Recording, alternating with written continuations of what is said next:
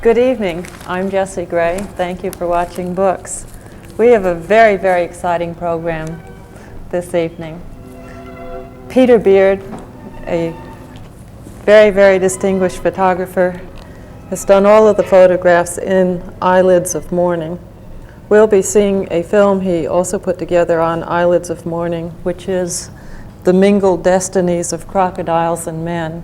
And then we'll discuss the book afterward. Thank you so much for coming today. Okay. I'll put in one note. The movie is actually on Karen Blixen and Comanche from this book.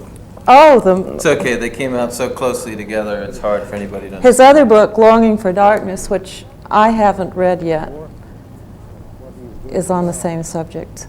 So we'll see the movie on that. All the books I've done are on the same subject, which is essentially the end of the game, the sort of disappearance of wildlife in the entire continent of Africa. And it's all the same. We'll watch the movie and then we'll come back. Living reaction went through the prices for the pictures, but just the whole aftermath of the tremendous and the discussion that isolated from the world, and by a sort of firm, deadly resignation, completely closed to all surrounding life.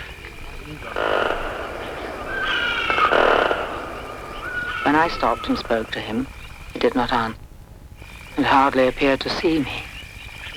In his flat, angular, harassed, and infinitely patient face, the eyes were without glance. A number of times, many years after our first meeting, he went out of his way to do me a service for which I had not asked him. When I questioned him why he had done it, he said that if it had not been for me, he should have been dead a long time ago.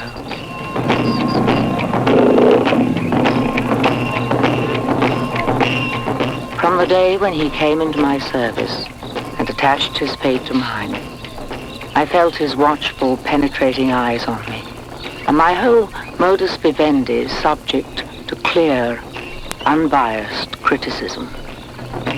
He was a thoughtful person. Perhaps the long years of suffering that he had lived through had developed in him a tendency to reflect upon things and to draw his own conclusions from everything he saw. There was to me a great perspective in our working together. As a chef, he was a different thing and precluded classification. Nature had here taken a leap and cut away from the order of precedence of faculties and talents. The thing now became mystic and inexplicable. As ever, where you are dealing with genius, Comanche had all the attributes of genius, even to that doom of genius, the individual's powerlessness in the face of his own powers.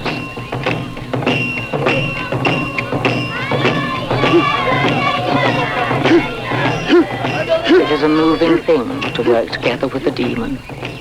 In the course of our cooperations, I felt not only the kitchen, but the whole world in which we were cooperating pass over into Comanche's hands.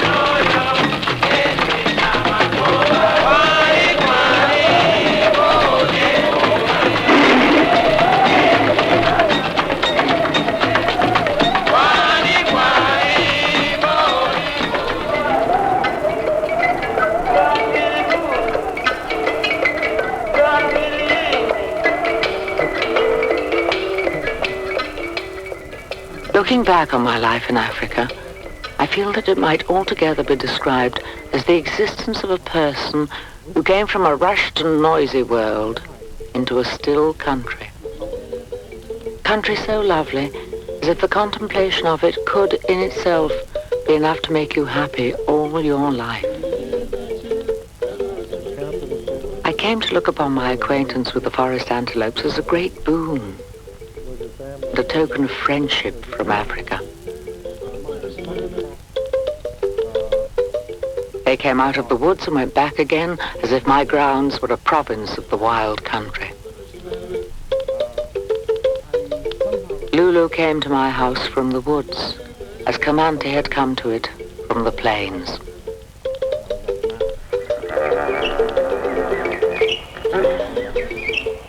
Out in the wilds, I had learned to beware of abrupt movements. The creatures with which you are dealing there are shy and watchful. They have a talent for evading you when you least expect it.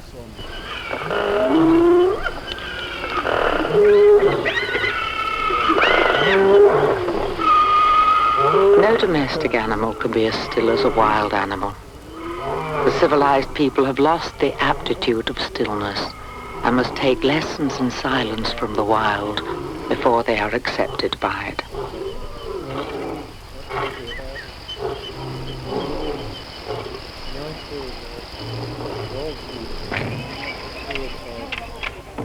I was up at a great height, upon the roof of the world, a small figure in the tremendous retort of earth and air, yet one with it. I did not know that I was at the height and upon the roof of my own life. The views were immensely wide. Everything that you saw made for greatness and freedom and unequaled nobility. A towering, overwhelming structure, massive as cast iron and lithe as running water, where sunlight is strewn down, pacing along as if they had an appointment at the end of the world. In the very old days, the elephant upon the roof of the earth led an existence deeply satisfying to himself and to the rest of creation.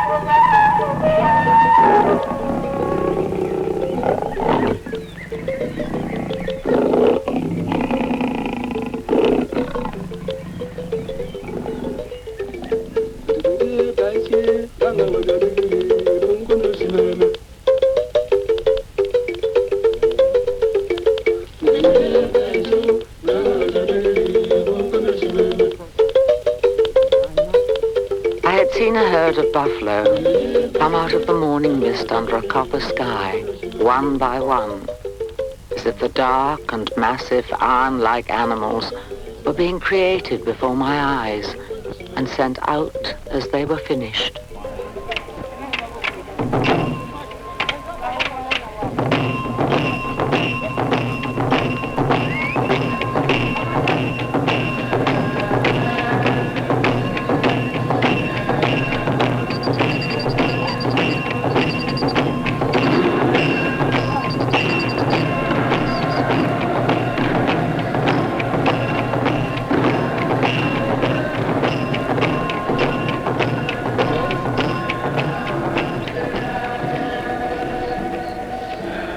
We nations of Europe, I thought, who do not fear to floodlight our own inmost mechanisms, are here turning the blazing lights of our civilization into dark eyes perfectly set like the eyes of doves by the rivers of waters, essentially different to ours.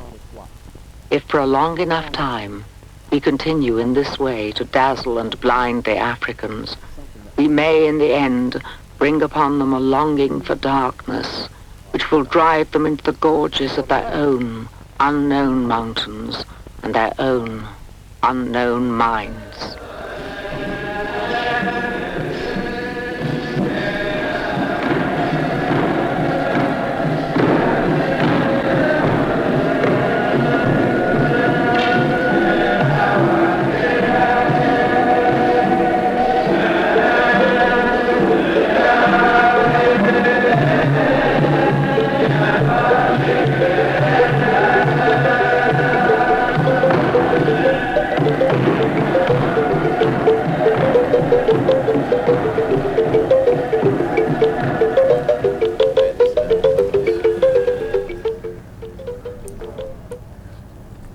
That was quite a film. The last face we saw is the key to your 3 books, is she not?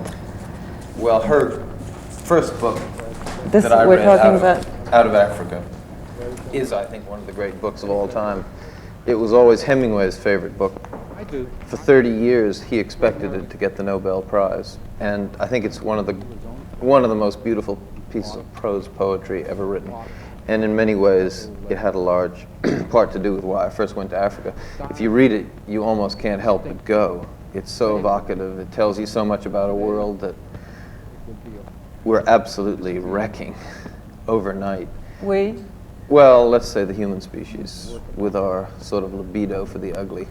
We're replacing everything that's natural and really interesting and rather dark with floodlit, neon, Colonel Saunders, Holiday Inn, etc., etc. When did you go to Africa, and how did you go? Well, I first went 21 years ago, 1955. After you had read Karen Blixen's book? Well, that and many other things. I mean, I was anxious to go, and Did you feel drawn to Africa before you read the book, or was that a turning point in your life, really? it's always very difficult to say. Everybody wants to know this, but I mean, one can't really say why one is absolutely riveted by a specific area or involvement or anything in life. But I do think Out of Africa could be pinned down as the most specific thing. This woman was a very clear genius. The things she put down are so terribly powerful, really. The world she paints on the way out almost has to be seen while there's still a few moments of it left. And in a sense, I went over there, I did the first book I did with her, The End of the Game. I looked up Kamanti, the African in the movie, and Kinunjui, the son of the paramount chief that she buried. Now, Kamandi is who, for viewers who don't know? Kamanti was the hero of her first book, Out of Africa. Most people thought he was dead, but he's still alive, and actually he runs my place in Africa. And over a 12-year period, I did the Longing for Darkness book. During that time, I also did a lot of wildlife services work, wildlife management, the crocodile book, for instance. And we did hippos and elephant in Uganda and other things of that nature. But the whole time those sort of conservation projects were going on, what they actually were was population dynamics analyses. Kamanti was writing his tales, and Kamandi is who in relation to Karen Blixen? he's the person, I suppose, who's the single most important link to that enormous orchestra. She described her connection with the black people as a sort of orchestra, playing new symphonies in her life, and it gave her a key to a whole new way of life that she never anticipated ever coming, and it sort of made her life. It gave her completely new eyes. She That's Kamanti, taken by her. Could we zero in on this? The elderly white-haired African gentleman who was so prominent in the movie is a young boy on the back cover of Longing for Darkness. This was taken 60 years ago by Now, her. There she is. And of course she changed a great deal. In the end of the movie you could see how she became almost like an Egyptian skeleton's head, and incredible, rather like Ramesses. And I think it was the product of a life of such amazing experience and genius, really. Hardship and genius, each intertwined. Did you write her and ask if you could go over, meet her, and somehow become involved with what she was experiencing? Well, I didn't dare do that at first. I was at school. What I did was I just started sending her a lot of photographs. And she was sort of like a heroine of mine. I mean, she put down into writing everything that ever could be said about the tragedy of what we've done to Africa. And so it was kind of like a theme of my photographs, and as I took them, I would just send them over to her. And then after a while, I got a letter back.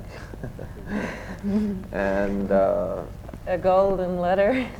well, I've actually lost it. The dumbest thing I ever did. But she didn't invite me to come. It was a very nice letter, and she gave me a marvelous quote for the book.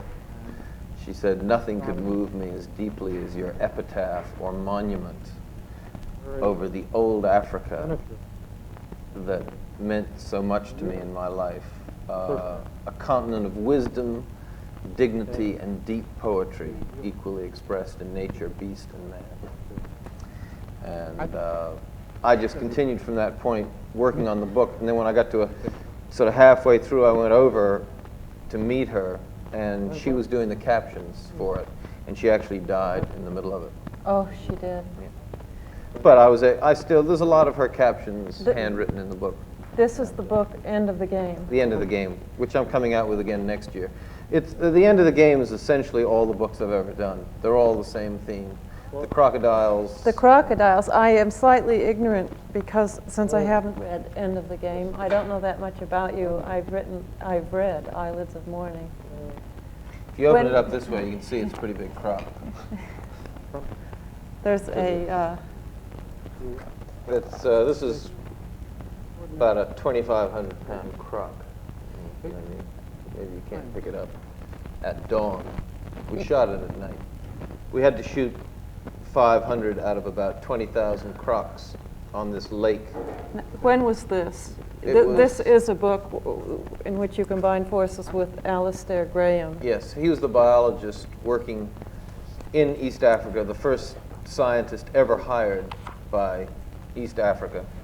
With all its wildlife areas, you would have thought they could have consulted some professional advice before him, but they didn't feel it necessary. And I joined him on this project, and we had to analyze. It was our own idea, of course, which we sort of enforced upon the game department, an analysis of 530 miles of shoreline on Lake Rudolph, which contained a population of about 20,000 crocodiles, about 14,000 adults, which were in jeopardy because the Africans on the west coast were starving to death. The government was teaching them how to fish to live. They used nets to fish. Crocodiles swam through the nets, so they were eliminating the crocodile population on the lake. We pretty much suspected the fish population was very temporary in terms of its, let's say, its long-lasting possibilities, commercial possibilities. So our hope was to give them population dynamics figures on crocs, which would lead them to believe that it was a more valuable resource. And it was also Resource in terms of food? Well, food and money. Food and money, protein, and also money for the country. Eat the meat, sell the skins. For these people who were driven to fishing? For or all for the people of Kenya. Or all the people of Kenya.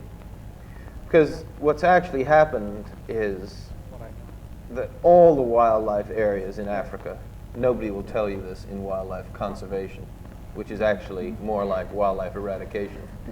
All the marvelous preserves are being squeezed by more and more noticeable boundaries of a very artificial nature. Human densities are building up enormously. The pressure on these few remaining areas is becoming more and more extreme. And the desire for that land by the exponentially expanding human populations is becoming so severe that we just can't afford mismanagement. And the management of those tiny little artificially bounded areas of wildlife is so enormous. In one national park last year, over 12,000 elephants died. We can't afford... You mean the mismanagement is so overwhelming, the mismanagement, even in the terrible, artificial non-existent, laissez-faire, lame-brained, ex-colonial army mentality management is so absolutely chronic that people are going to elect politicians who will give them this land. And this is essentially the end of the game. It's essentially the end of wildlife. You won't hear this from wildlife clubs who are begging money from you. They're the ones who've always kept animals on a sort of a plateau where they exist on human charity. We get rid of all our guilt feelings by giving our nickels and dimes They to them. exist slightly anthropomorphically too, don't they? Completely anthropomorphically. Now, we have 5 minutes. I want to sorry. show people, Okay. you camped on Lake Rudolph for a year. To do, Oh, more than that. and I've got a photograph of your camp. Can you tell us how you went about your study? Especially, I think people would like to hear how you hunted. Well, on this lake, let's say the average temperature is about 110 to 115 degrees and very high winds. You can't get that out of the book. Sort of 40, 50 mile an hour winds. With a lot of grit in the air, too. A lot of grit in the air, yeah, when it comes to cooking. You notice that. But we did most of the hunting at night in terms of numbers, but we also had to hunt all day long to get the bigger crocs. At night, you tend to get smaller crocs in by the shore, but we needed a cross-section to give a thorough, a complete idea of all the different life processes that crocodiles have, reproductive processes, age criteria, every single thing about crocs. And so we're working night and day. It took us about 2 years to get 500 crocs. 2 years. Well, we were actually up there for 4 years. What was your hunting procedure? Well, it varied. At night, you just wade through the water, get eyes and a flashlight, hammer them, sometimes finish them off with a 45. In the daytime, we used to sometimes swim up to islands with a gun on an inner tube. That's a big perch that this El Molo harpooned. He helped us for a while, but there are... These are called Nile perch? Nile Rudolph perch. That's about a 200-pounder freshwater perch. We'd swim on these islands and peninsulas, and with the 270s, what we used, on an inner tube, you just go ashore, and sometimes you go ashore within 5 or 10 foot of a croc and go for the bigger crocs, because it was harder to get the big crocs. And that was our daytime activity. At nighttime, we could fairly easily get 8 or 10 small crocs. And then if you thought you had wounded one or you weren't sure and he moved after you presumed that you'd hit him, you simply went along in the dark kicking to find him? Well, it was kind of chancy in a way. Like, you brain shoot a croc, it immediately sinks. You get a slight flap of the tail, but sometimes if you're just a tiny bit off, you'll stun it. We were using these silver-tip bullets, and if you're even a little bit off, you can stun the croc. So they sink, and then when you lift them up, sometimes they would come to life. But yeah, you'd tread them up. You could come across it with your toes. But when you did, you didn't know it was dead, actually, because sometimes you could lift them up, you could handle them underwater, but actually it was breaking the surface that made them come alive for some odd reason.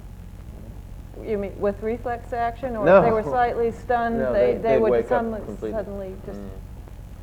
We have about 3 minutes left. What did you find from... I want to ask you so much, too. You had Press on. an adventure when... Well, we have 1 minute. We'll continue next week. Peter Beard has consented to return, and we certainly need him. We haven't covered any of the material, and I still have to read 2 of your books. Okay. What was your summary of your experience with these crocodiles? The summary of the experience, unfortunately, is that human beings have very little interest in the facts of wildlife. They're much more interested in the myths, the very sentimental myths, and our main interest was to bring information which would lead towards a future for this last remaining collection of Nile crocodiles. And unfortunately, I'm unhappy to say that nobody was willing to listen to our findings, and they have subsequently fished the lake out of fish, virtually, and shot the crocs out. Upon which the crocodiles lived. Yeah. They've shot most of the crocodiles since you were there? They've continued shooting the crocs at night and fished the lake out. What's your summation for the world in general? Well, in my one summation sentence? is sort of like Leonardo da Vinci's. In 1496, he spelled it out. The human species is so greedy and so conceited, I cannot see a great deal of hope for them until we really revitalize our whole outlook on things. In other words, it's very temporary and maybe rightfully so. Well, we can adapt. We'll keep adapting. We'll keep adapting. It'll get worse and worse. I'm sorry that we have to close. Thank you for coming this evening. Okay. We've been talking to Peter Beard, photographer. We'll see a lot more of his photographs next week and go more into depth on his books.